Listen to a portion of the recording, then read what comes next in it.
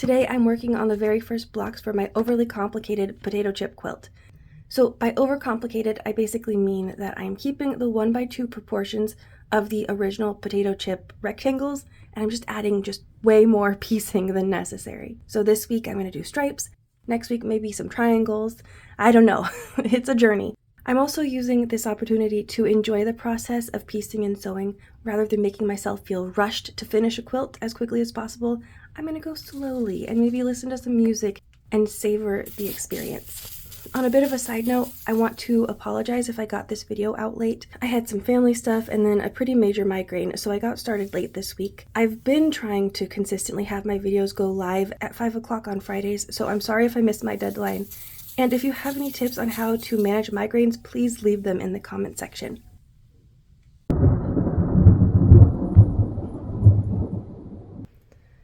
Okay, so the cutting guide is pretty simple for this block. First off, I decided that for each fat quarter, I'm going to try to have at least 2 solid blocks with no piecing at all.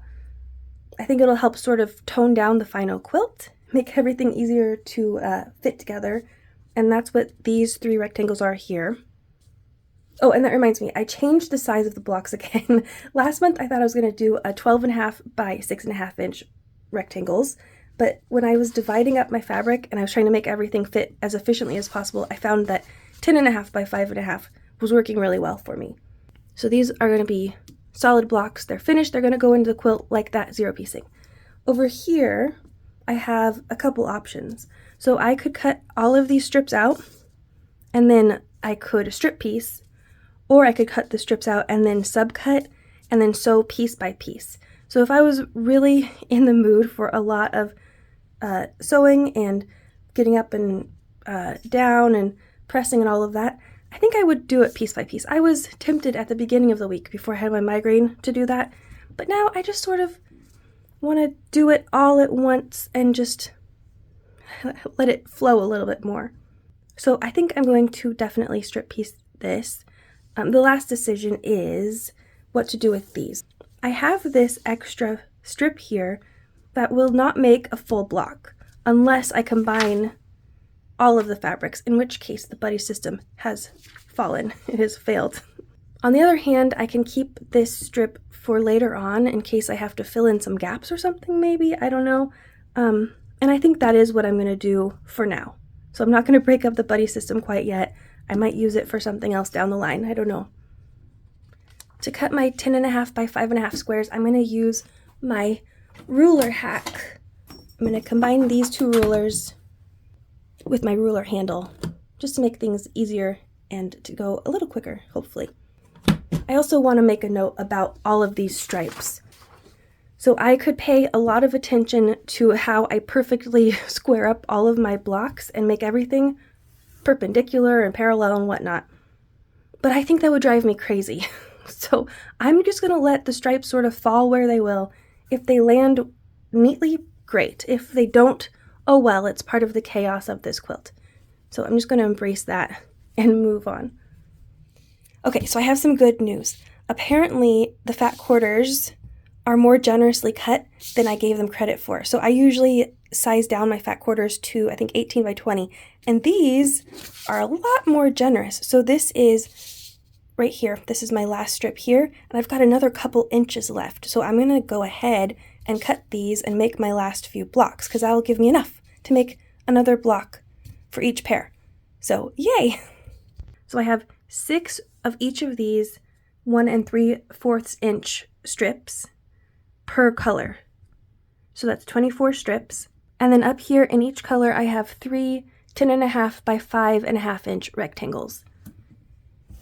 And this is all of the scrap that I have left over. So not much wastage here, which I'm really liking. So things are looking pretty good. Now I just have to take all of these strips to my sewing machine and I get to do a bunch of just really nice, relaxing long seams. So I don't really use a lot of yarn dyed fabric, just little pieces here and there. But one tip that I have heard is that you want to knock down your stitch length. And of course I have no idea how far is enough, so I'm just going to pick a random number and go with that and hope for the best.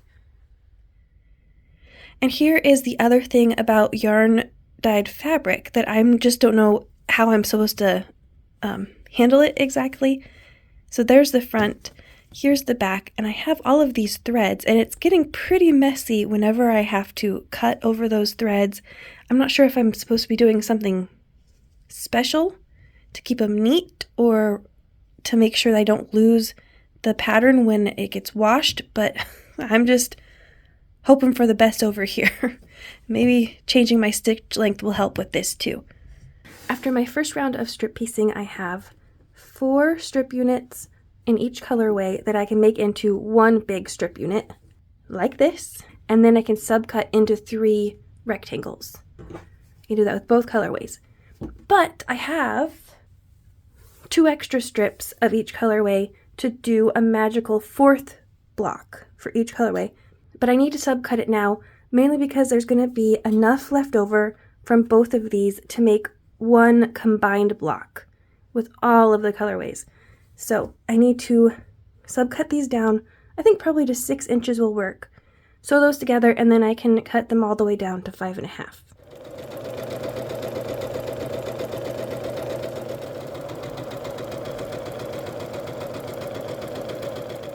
Here are my finished strip sets.